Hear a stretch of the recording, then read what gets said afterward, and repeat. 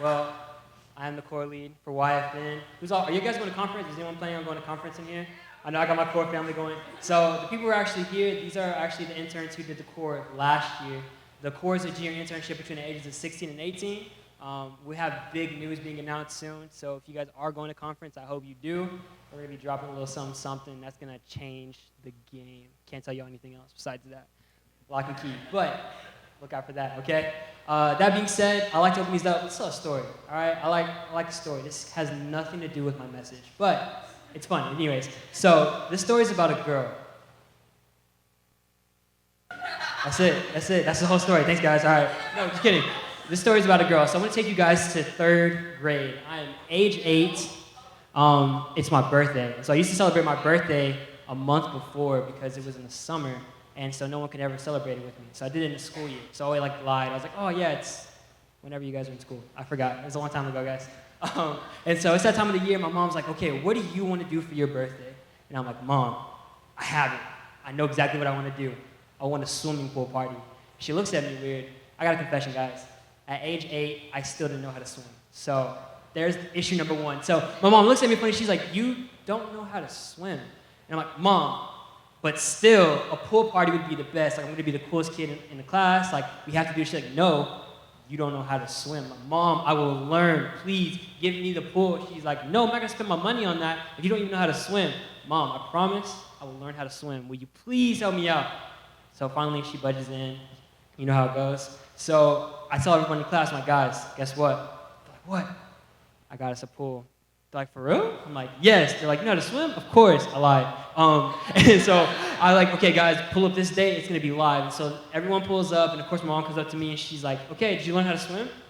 And I'm saying, no, I kind of forgot. She's like, that's okay. I knew this was going to happen, so I got you something. She turns around, and she hands me these giant yellow neon floaties. And I'm like, woman, what are you doing? Like, I'm not going to put these on. She's like, well, you're not going to drown. She's like, you're right, but I can just try and swim. She's like, no, absolutely not. And so I'm fighting and continuing. I'm like, I do not want to put these on. She's like, well, if you want to have this party, you're going to put them on. So I was like, fine, whatever. So everyone walks in, and they're like, haha, Johnny, you know how to swim? I was like, haha, do you want to swim or not? Get out. And so it just kind of gets to that point. But then I see old girl in the deep end, of course. Whatever. So I walk up to her. I'm like, hey, what's up? Let me just clarify. She's a high school student while I'm 8, so I definitely have no chance, but I'm ambitious, so I'm just like, whatever, it's fine. So I'm like, hey, what's up? She's like, hey, do you want to come swim with me? I'm like, yeah, that'd be awesome. She's like, well, you don't really need those, do you? And I look at my floaties, and I think, am I really going to risk my life for a girl? Yes, and I just run and hop in, and like I stay afloat for like literally 5 seconds and just sink to the bottom. And she like kind of laughed and like swam away. And so I was like, wow, this is what portrayal is like. Okay, this is awesome. And so I'm thrashing around in the water, and I see my mom on the surface, and I'm like, oh, thank God, I am saved. And she looks at me, she smiles, she's like, oh, you're playing, and walks off. And I'm like, oh my gosh, like the devil is a liar. And so I asked her, I'm like, Mom, like, what? You saw me screaming for help. She's like, I thought you were playing a game. And I was like, Mom, I love playing Johnny. That's my favorite game. It's awesome. And so I get out of the day. That really had nothing to do with my message. That was just something, boom. So other than that, let's get right into it. Tonight I'm going to be sharing a message titled Godfidence. And so if you guys are taking notes, I hope you are. It's titled Godfidence. And this is going to be a story out of Judges 6 and 7. We're going to start off in Judges 6:11, but to kind of give you guys some context of what we're doing right now, Israelites have been out of the Promised Land for about 8 years now. And so they're in this land, and in that time, they've fallen into a cycle of disobedience, and they are handed over to a group of people called the Midianites. Midianites are the bullies of the story. They are bad news. Anything and everything the Israelites have, crops, gems, anything that's remotely like good, they take that away. It's kind of like a bully when you takes your lunch. I'm not saying anyone gets bullied in here, but they take the lunch, and Israel's like, okay, you're right, so sorry, get out of here. And so we are starting in Judges 6:11. Now the angel of the Lord came and sat under the terebinth tree, which was in Ophrah, which belonged to Joash the Abizarite, while his son Gideon threshed wheat in the winepress, in order to hide it from the Midianites. And I just kind of want to stop right here real quick, because what it says is that he was threshing wheat in the winepress. And so how you thresh wheat is you literally pick it up from the ground and you throw it up over your back. And they said he did it in a wine press. A wine press in the old days is a giant hole in the ground. Gideon is hiding. He's in this giant hole, I want to say like taller than him. So he's inside the hole, threshing wheat. So not only does he have to like compensate for throwing it over his back, but he has to throw it up over his back, over the hole to get to the surface level so he doesn't fill himself in with the wheat. He's going to all this extra effort because he's scared. He doesn't want to get caught. He doesn't want the Midianites to take his crops. He's freaking out. And in verse 12 it says, and the angel of the Lord appeared to him and said to him, the Lord is with you, mighty man of valor. And at that point, you just kind of, him? The dude who's hiding? The coward? He's scared. He's a mighty man of valor. What are you talking about? And immediately Gideon says in verse 13, Gideon said to him, oh my Lord, if the Lord is with us, why then has all this happened to us? And where are all his miracles which our father told us about, saying, did not the Lord bring us from Egypt? But now the Lord has forsaken us and delivered us into the hand of the Midianites. I just want to segue out of this, that Gideon was holding on to a promise, a blessing that had been given to his fathers. Him personally, he hadn't experienced it. He's hearing about, like, they delivered us once, so my father told me. So he's in the middle of a situation where he has no personal revelation that God can deliver him from it. So he's hopeless. He's like, if you're the same God who took us out of it, like, why aren't you doing that now? And God says to him, then the Lord turned to him and said, go in this might of yours, and you shall save Israel from the hand of the Midianites. Have I not sent you? So he said to him, oh, this is verse 15. So he said to him, oh, my Lord, how can I save Israel? Indeed, my clan is the weakest in Manasseh, and I am the least in my father's house. So Gideon already, he's quick to say, oh, it's like, this situation is bad. God, like, why have you betrayed us? Why have you left us? And when God turns around and says, I want to use you to solve it, Gideon's first immediate reaction is like, oh, but not me.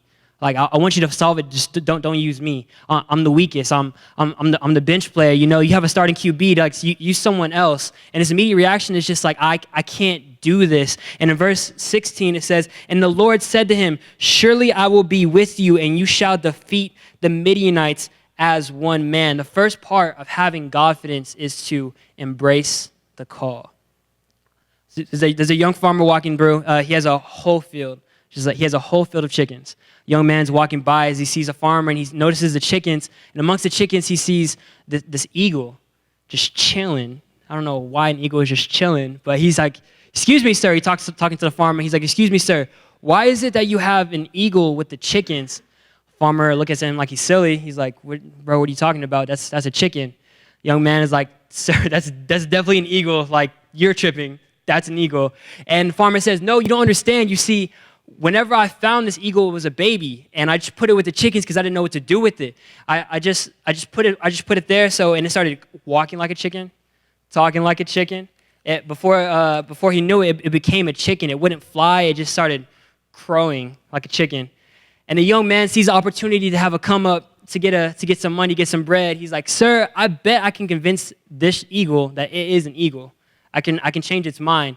The farmer said in his ways, he's just like, sure, go ahead, why not? So the young man picks up the eagle, takes him to a short hill, says, fly, eagle, fly, and tries to like toss it up, but the eagle like latches onto his arm and just hops down. It's walking away. It's like, bro, are you serious? Get the freak away from me. Like, leave me alone. And so the young man doesn't give up. He's persistent. The farmer's just like, I told you, like, just leave it alone. The young man's like, no, I'm not done yet. He picks the eagle up one more time, steps up a little bit higher. He gets on a water tower, tries to say, eagle, fly, and it latches on even harder, and then it hops down, walks down with the rest of the chickens.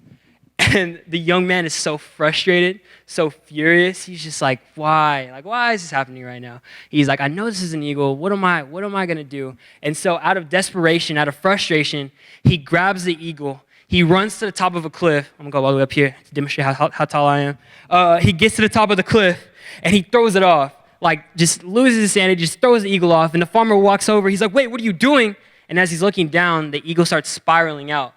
It's about to hit the ground, and before it hits the ground, it does something it hasn't done its whole life. It spreads its wings.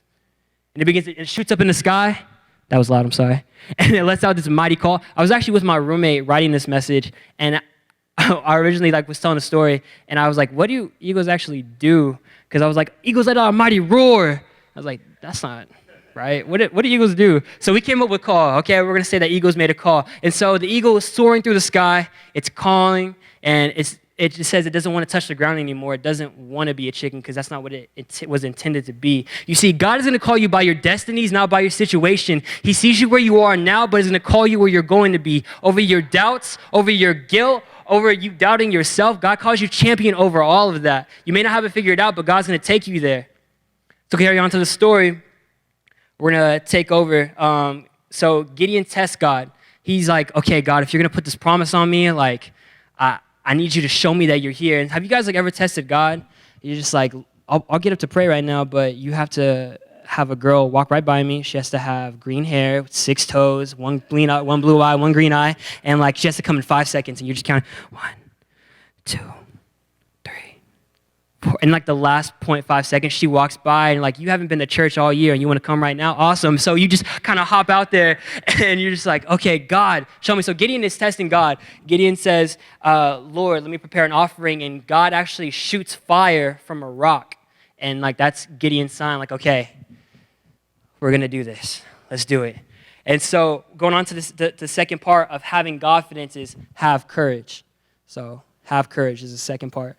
We're going to go to Judges 6:25, and it says, now it came to pass the same night that the Lord said to him, take your father's young bull, the second bull of 7 years old, and tear down the altar of Baal that your father has, and cut down the wooden image that is beside it. Verse 26, and build an altar to the Lord your God on top of this rock in the proper arrangement, and take the second bull and offer a burnt sacrifice with the wood of the image which you shall cut down. Verse 27, hold on guys, I got to burp. Sorry. So Gideon took 10 men from among his servants and did as the Lord had said to him. But because he feared his father's household and the men of the city too much to do it by day, he did it by night. So what had been going on is the Midianites had a thing called an idol, and it's pretty much like they were worshiping something that wasn't God, and this idol's name was Baal. And so Midianites, being the bullies of the story, they're making all the Israelites worship this secondary thing. They're like, we like Baal, so y'all are going to like Baal. So God tells Gideon, he's like, Gideon, I need you to handle this. I need you to handle this for me. Like, I've already given you the first sign. Like, we got to do this. Gideon's scared because it's been widely accepted by all of the people. They're like, okay, this is the one. This is the guy. Like, this is who they want. This is who the Midianites want. And God's asking me to tear this down. And like everyone's gonna see it. Like I don't know what's gonna happen after I do this, but everyone's gonna see. He's scared. He's in that zone where he's just like, I don't really know what's gonna happen. And so in the night, he takes 10 people with him and he brings it down. And honestly, I being in Gideon's shoes, like feeling that pressure, I wouldn't know how to react because it's just like literally the whole world is gonna be watching you. He knows that he still did it in the nighttime when everyone was asleep, but he knew that the next day people were gonna notice. People were gonna take that heed. And one thing I want to focus on is that whenever Gideon had broken down his altar, he had gone to a step where he was like, okay, Lord, like, this is it. Like, I need you to show up again. Because he had just tested God with the fire. And so he destroys the altar, and this is how I love how intentional God is. So after he destroys the altar, the Midianites get frustrated. They get mad. They get angry, but they don't know what to do yet. It's like, okay, we got to reconvene. We got to gather. We got to separate. So they all leave the part where all the Israelites are at. They all gather in one central spot. So I just want to take a pause real quick. You're telling me God has called Gideon to take on the Midianites. But the Midianites currently are scattered around all the land. That's like you can't take them all out at once. God tells Gideon, break down the altar, and all the people that he has to face gather to one spot. That's convenience, right? Nah. All right, but so there's a social study back in the 1970s, Kansas State. They hold a social experiment. It was talking about peer pressure. What the experiment was is they had 10 people go into a room. And what one person in the room didn't know is that the other 9 had been told, hey, whatever instructions you receive inside the room, we want you to pick the second longest line. So whenever they get into the room, there's 9 people who already have previous instructions, but there's one person who's just kind of there. And so the instructor in the room says, all right, this is just a simple eye test. We want you guys to tell us which one is the longest line. And so they line them up 10 in a row, and they say, all right, you number first. And so the number 1 is a person who hasn't been briefed. And so they ask him, which one's the longest line? And they say, oh, yeah, obviously it's the first one. The first one is the longest line. I'm like, okay, cool. Well, then every other person, as they go down the line, is like, oh, it's the second one, second one, it's the second one, it's the second one. And as they're going down the line, the person looking down, he's like, are y'all blind? Like, y'all failed the eye test. And they do it again. And he's kind of like starting to doubt himself a little bit. He's like, what is that? So they're okay, we'll do it one more time. Let's try it again. Same chart, same everything. They start on this side.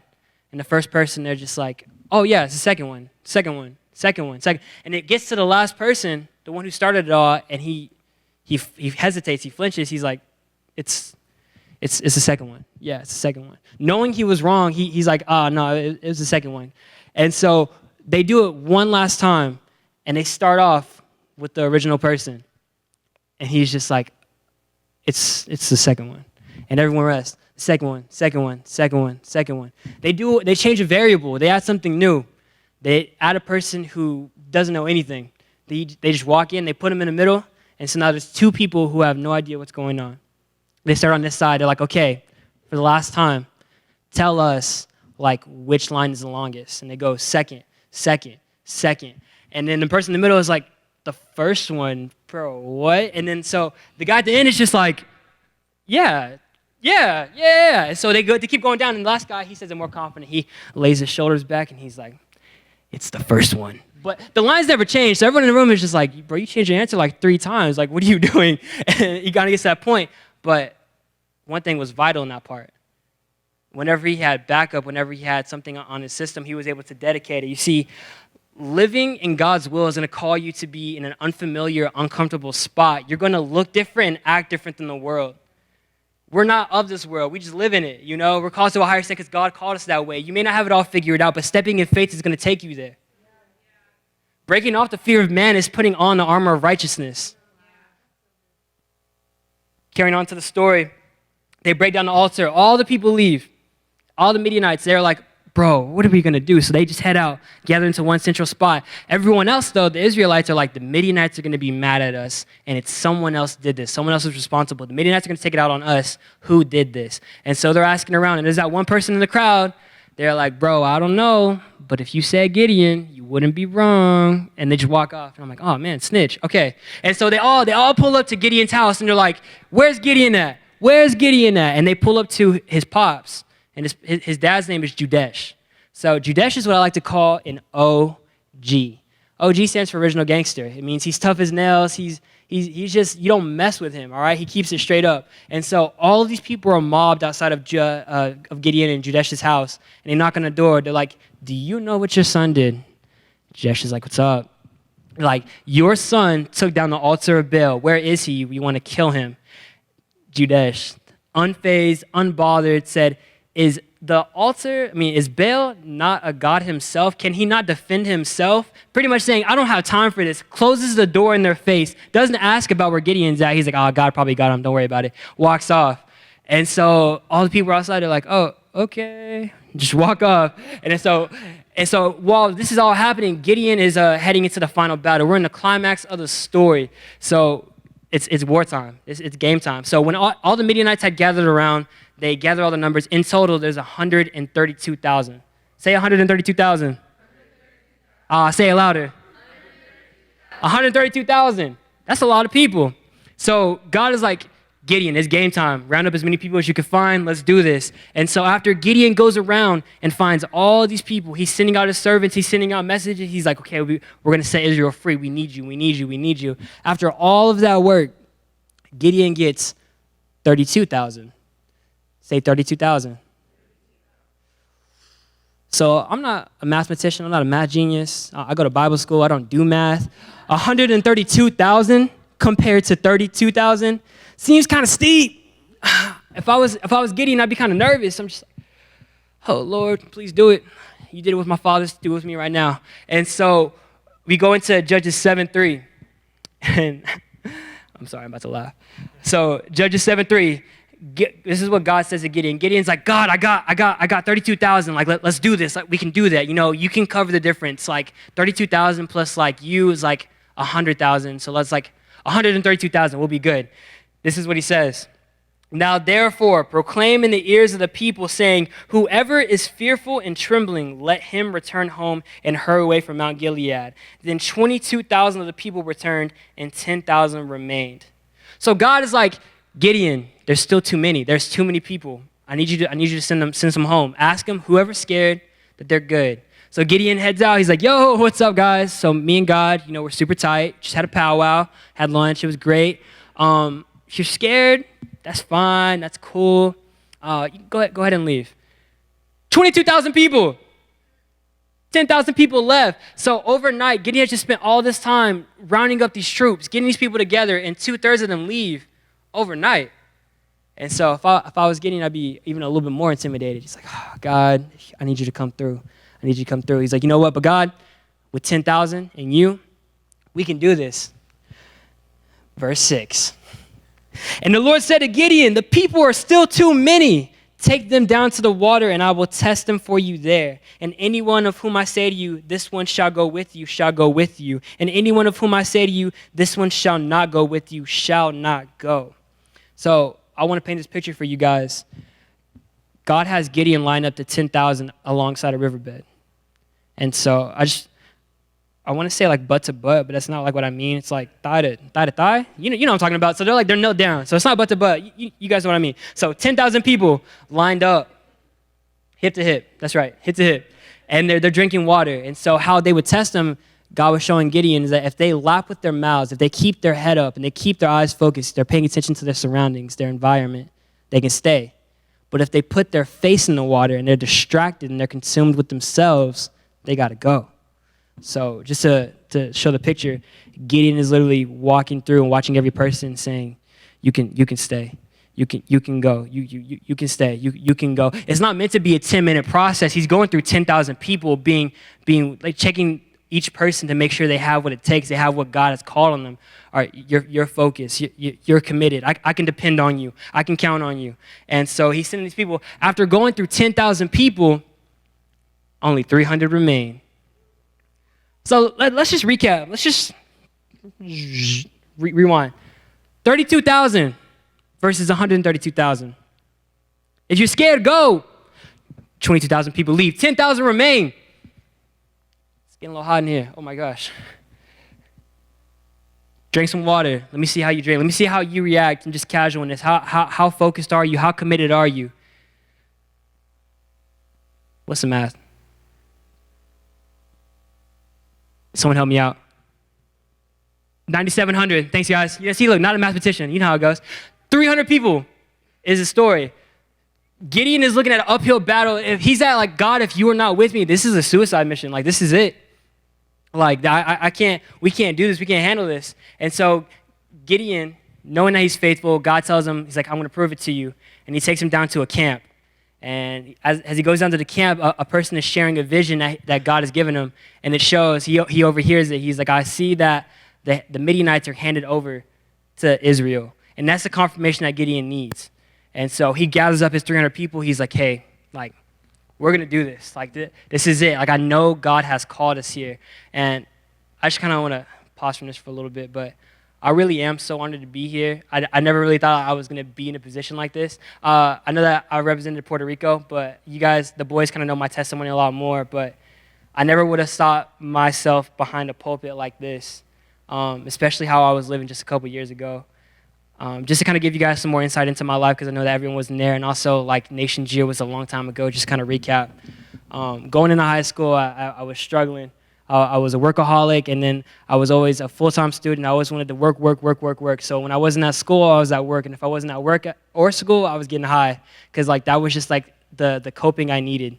I was putting up like close to 80 hours a week, and like whenever I was just in full swing, I just needed something to take me out of my reality, because I didn't want to be in my own. That pressure wasn't mine to bear, and that kind of got me involved into a wrong crowd. It got me involved into people that I really couldn't depend on. Like people, when the drugs slowed up and the money wasn't there, they didn't show up. They weren't really real. When I had a need, I remember I needed a ride from the movie theater once, and like, oh dude, I saw his car, and he was like going on the way home, and you have to pass by my house to take me home, and he's like, oh nah, bro, I can't, and just drove off, and I'm like, all right, bro, I'll walk, it's fine.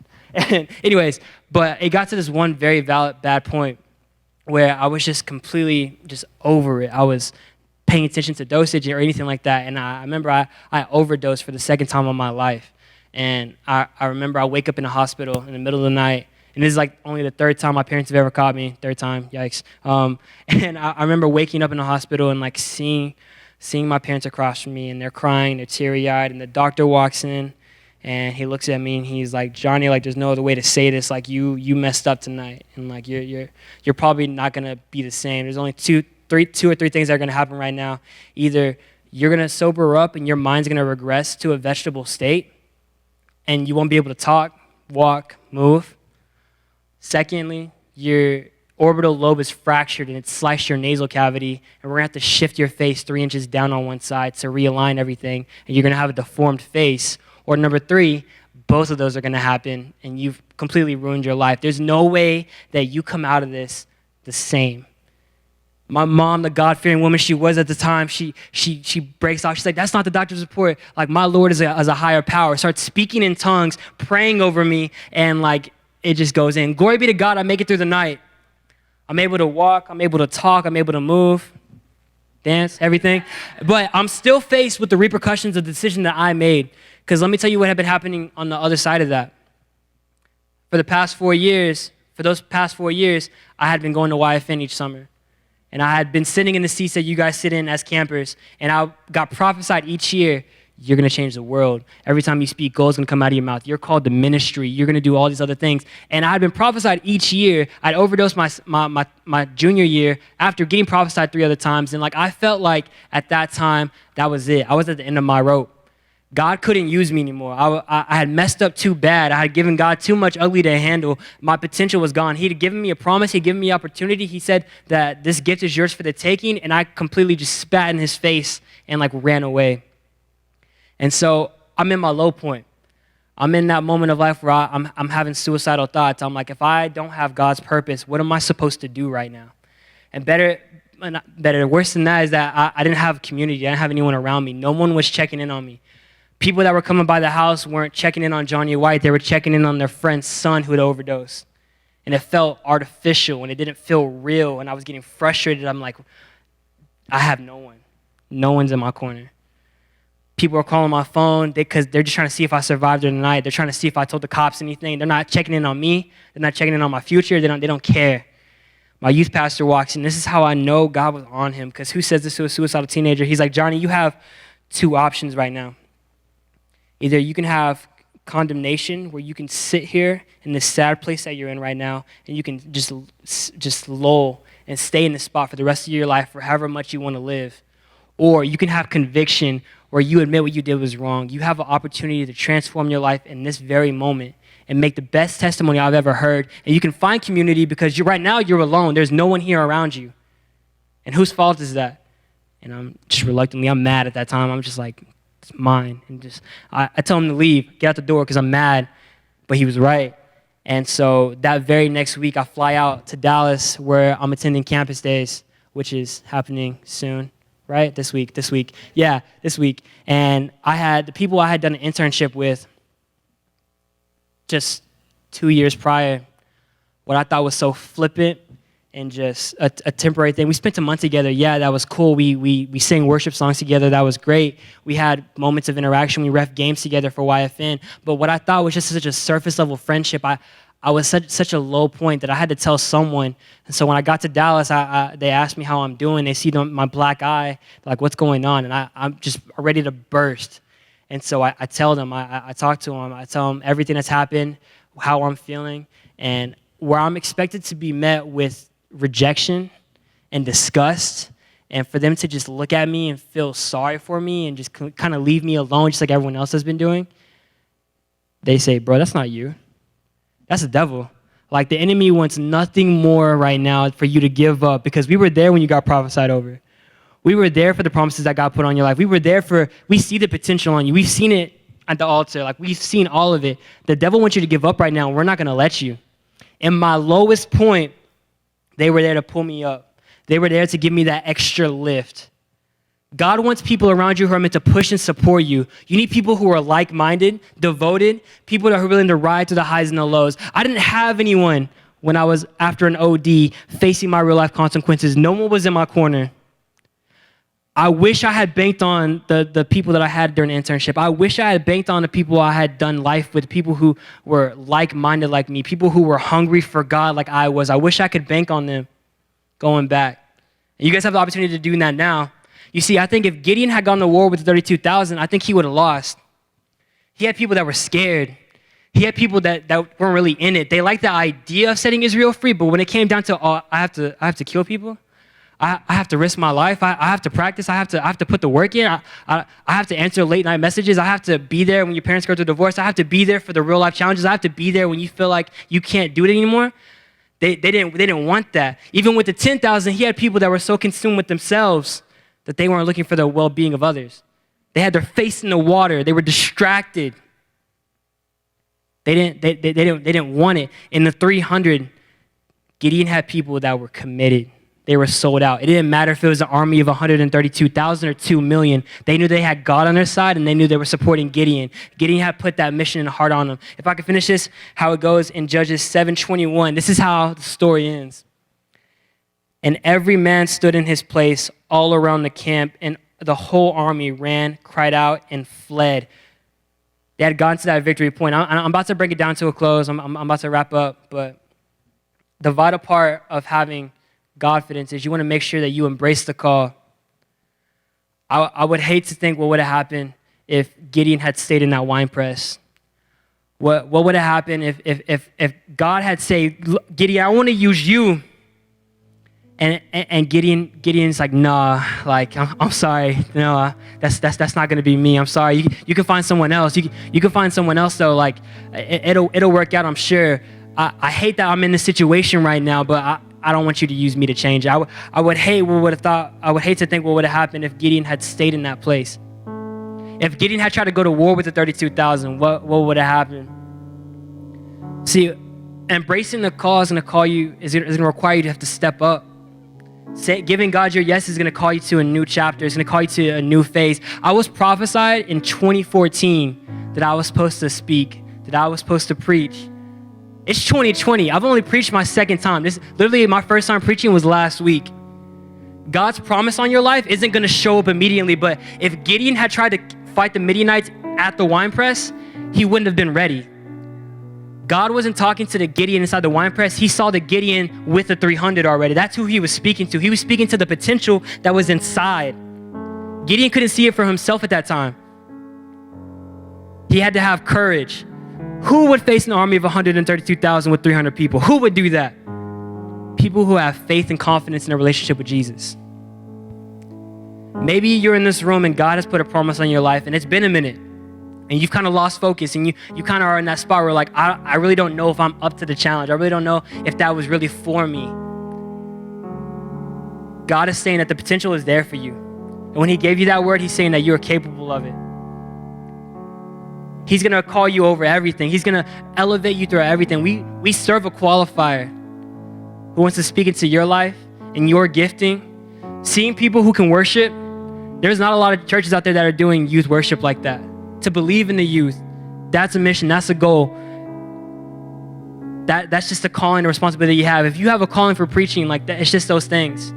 And so my challenge for you is that if you were given an opportunity, if God gave you an assignment, if God gave you a message, whether it's changing your life, like I wanna speak, or if it's just on the daily, like, God, there's someone in the grocery store with scars on their hands. I'm gonna pray for them. I'm gonna seize that moment. Would you let an opportunity pass you by, or would you seize it? Would you risk the chance of letting the 32,000 go by, or take the 300 and ride? Having that community, having that circle.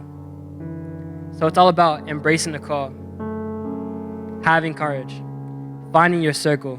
These are the parts of Godfidence. And so I really just want to pray for you guys. If you guys could just stand to your feet.